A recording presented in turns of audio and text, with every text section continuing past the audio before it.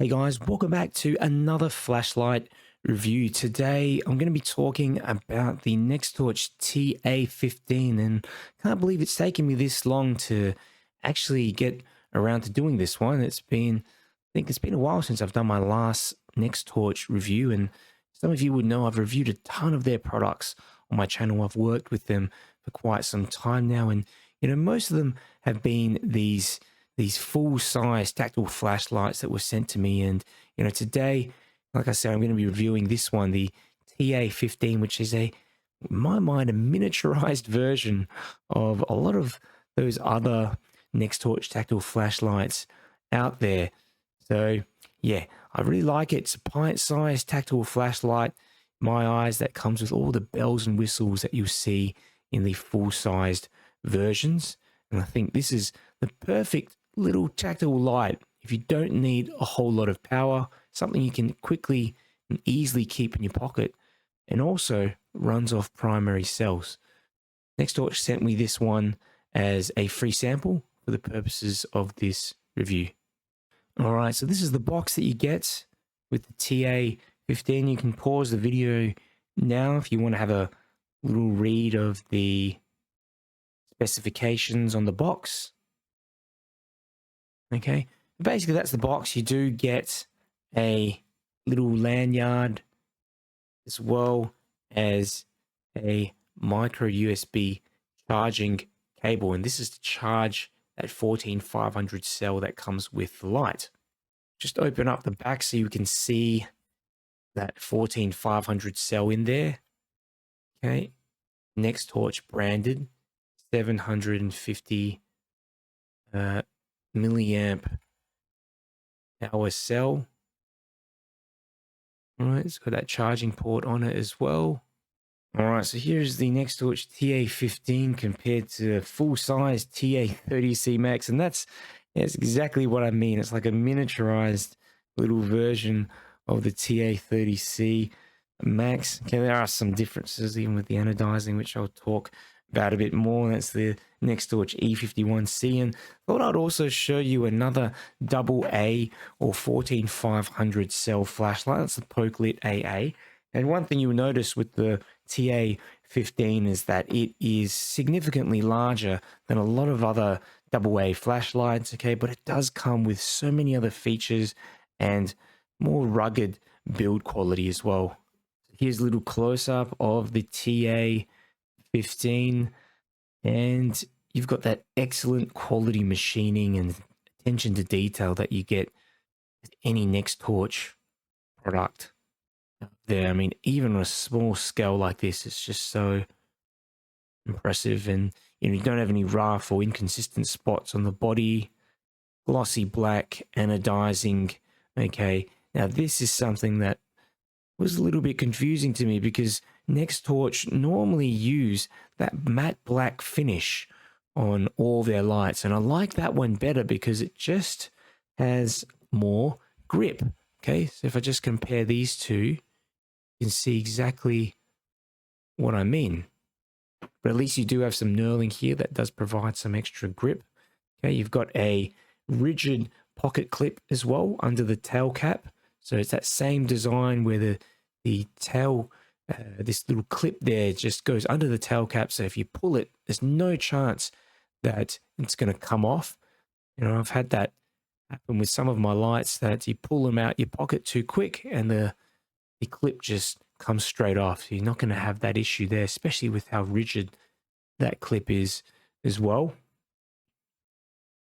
The light is operated with a single tail switch. Okay, just there at the end. There's also a rotating switch, a secondary switch here that allows you to just cycle between different modes, choose different modes, so sustained output. This is a little close-up, the TA15 under the hood, and you've got a Cree XPL V6 in there, paired with a smooth reflector. I haven't used this LED before in the past. It's not a very bright LED, I mean, compared to a lot of other ones out there, but it's still respectable. 700 lumens on high. You got this stainless steel bezel as well, which I really like. These glass breaking beads, 3 glass breaking beads there, and also runs on a variety of cells, which is something I really want to emphasize. You can use AA cells, you can use 14500 cells like the one that comes with this light, CR123 cells as well, and 16340 cells. And how it works is that there's this incredible little device that basically is a spring-loaded area in the back inside the light. So when you press down, okay, it actually allows you to fit the AA cell. But if you put a 16340 cell in there, it doesn't go past. You can't actually push it past. So there must be some sort of stopper in there that detects the larger diameter battery compared to the smaller diameter battery of the 14500. So really impressive. I think it's quite a clever idea, and I just can't believe this is the first time I've seen this feature in a flashlight. And why haven't other companies done that so that we can use different types of cells in their lights? Because it eliminates the need for battery spaces or those cartridges that you sometimes see. So let's go through the UI, and I'm going to demonstrate this rotating switch on the back as well. This is a patented technology by NextTorch. You just flick it over. So it's on TAC mode at the moment. TAC mode means that half press for high, full press for strobe. Okay, so you really have, in essence, one step high and one step strobe just with that single button. But yeah, if you switch it over, you can get like a lower mode here. Okay, so like a low, medium, high, and a constant strobe. And the strobe as well is it's actually constant rate strobe as well. It doesn't flash very quickly, stop, then go to like a lower or higher frequency mode. Ran a couple of ceiling bounce tests with the NextTorch TA15 2.0, and you can see here, started the light out on high, and it starts to slowly step down. Okay, by the 5-minute mark, you'll notice that the light's roughly sitting on about 75%. Okay, throughout the rest of the test, from about 10 minutes onwards, it's on about 70%, which I think is quite respectable for a small light like this. I also ran a second ceiling bounce test here on medium, okay, and started out on 100%. You can see by the 20-minute mark, the light's still sitting on 90% output. For a small pocketable light, the TA15 has a decent amount of throw. You get some flood, but it is pretty limited just due to this deep reflector in there. And the beam also shows the cutouts a little bit, but you don't get really a lot of spill near your feet, probably another 6 feet plus in front of you. That's where the spill actually begins. Considerations you might want to be aware of before you purchase this light. Now, I wish NextTorch had used their standard matte black anodizing on this light. So you've got this sort of glossy anodizing, which is not a deal breaker, but I do prefer the matte black anodizing because it is grippier. The knurling Davit, like I said, does provide a bit of grip there. Okay.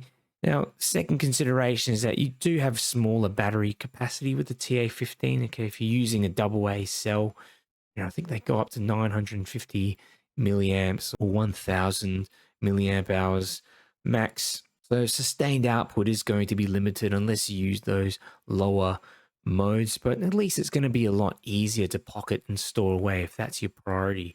The third consideration is that, like I mentioned before, it is a 700 lumen flashlight, so it's definitely not a powerhouse, but it will get the job done. So overall, if you're looking for a small, throwy, tactical flashlight that also takes primary cells, this could definitely be the flashlight for you. The TA15 comes with everything you need right out of the box. It's just so easy to use. You don't even need the instruction manual. It's very versatile, and like I mentioned, takes all different range of batteries, including AA cells, which is going to make it a great emergency light even. So go ahead and check out the link in the description. I've got a special discount voucher to the TA15 if you want to go ahead and grab one. If you have questions about this light, just let me know in the comments as well. I'll get back to you.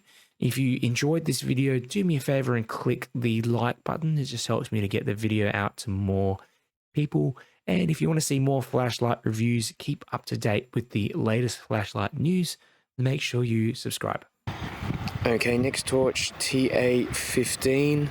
Just underneath this bridge here, and you can see quite easily illuminating underneath the bridge. Okay, with a just spotty sort of spotlight, but with the amount, sort of decent spill as well, as you can see, illuminating that grass near to me. Even tinting that power line to the left as well. Okay, you can actually go through the different modes, like there's the low, medium. So the low mode here is good for, you know, grass and stuff close by, but it's not really going to do much for the stuff out the back. So medium, still decent, yep, lighting up underneath that bridge, surprisingly. And high.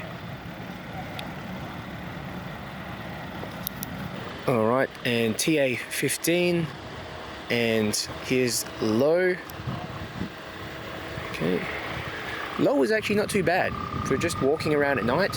You can get by with this. There's a lot of ambient light around here, so you don't really need this all too much light really. But yeah, second mode here, medium. Much better, and as you can see, the spills become a lot more brighter. Okay, you can barely see the spill in the low mode, medium, and then we've got high. Oops, high.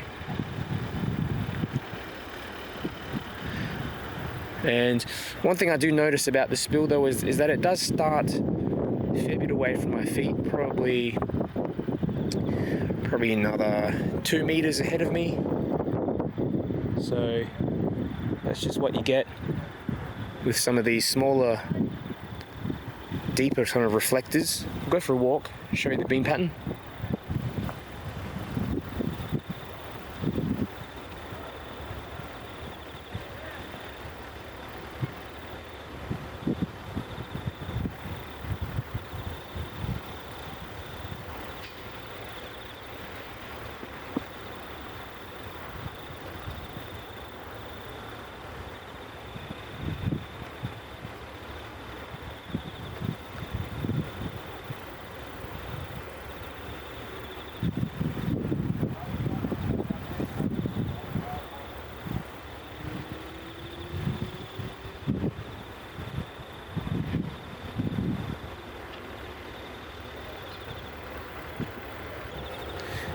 Next torch, TA15 on high, and look, it does manage to hit those rocks and a little bit of the bank. You can see the bank out the back, okay, where the water just finishes, and those 3 tiny little rocks at the back, but not too well.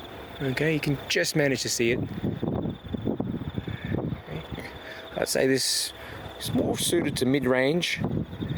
Okay, you can see these shrubs and things being lit up quite easily.